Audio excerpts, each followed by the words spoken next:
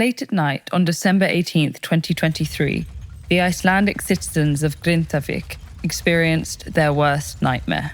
After weeks of earthquake-filled suspense, a volcanic fissure opened 4 kilometers northeast of town and began spewing lava fountains 100 meters tall.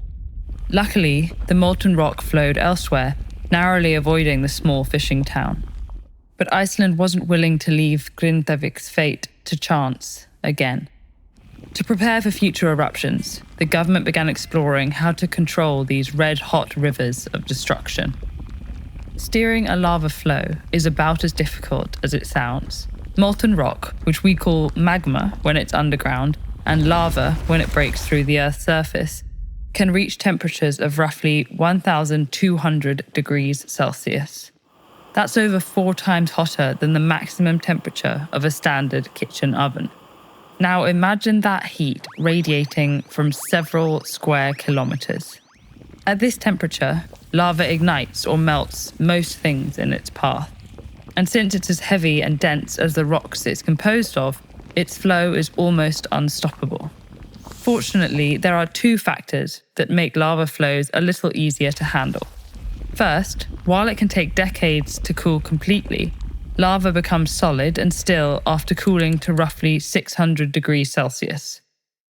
This process typically happens on its own in just a few hours, unless an ongoing eruption is fueling the flow. Second, lava generally flows at a rate of less than 1 kilometer per hour. This slow speed gives people time to evacuate and respond with various solutions, though some ideas are better than others. One questionable strategy, championed by the first director of the Hawaii Volcano Observatory, Thomas Jagger, was to fight lava with bombs. When the 1935 eruption of Mauna Loa threatened the Hawaiian town of Hilo, he convinced the US Army Air Corps to drop 20 bombs on the flowing lava to disrupt its path and stop its advance. 6 days after the operation, the lava did stop flowing, prompting Jagger and the US Air Force to label their mission a success.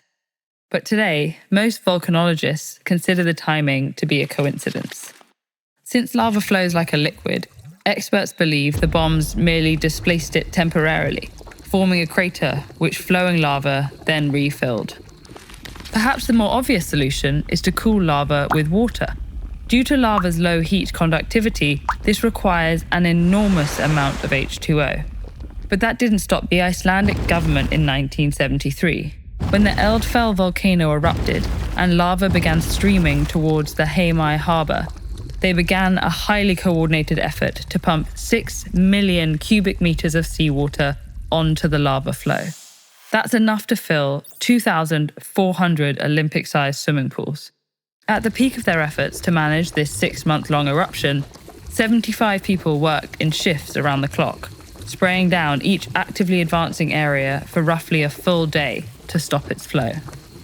This approach did save the harbour, but it could only work in a place with access to this much water. Regions further from the coast require different defences, like large earthen barriers. Typically made of materials like sand, dirt, or volcanic gravel, these barriers can divert lava flows away from populated areas. For example, when Italy's Mount Etna erupted in 1983, workers used 750,000 cubic meters of material, the equivalent of 25,000 truckloads, to erect 4 large barriers. The people of Grindavík took a similar approach after the 2023 eruption, building 25-meter-high barriers that successfully diverted lava from multiple eruptions. Since the diverted lava raises the ground level as it flows, these barriers had to be raised between each eruption.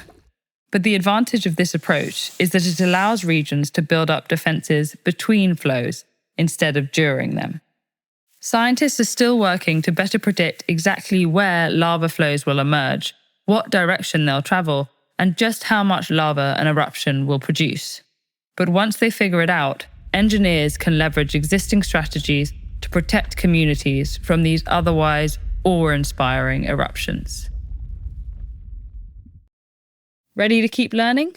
Watch these videos to either challenge what you think you know or learn more about what you don't. Subscribe and stay curious.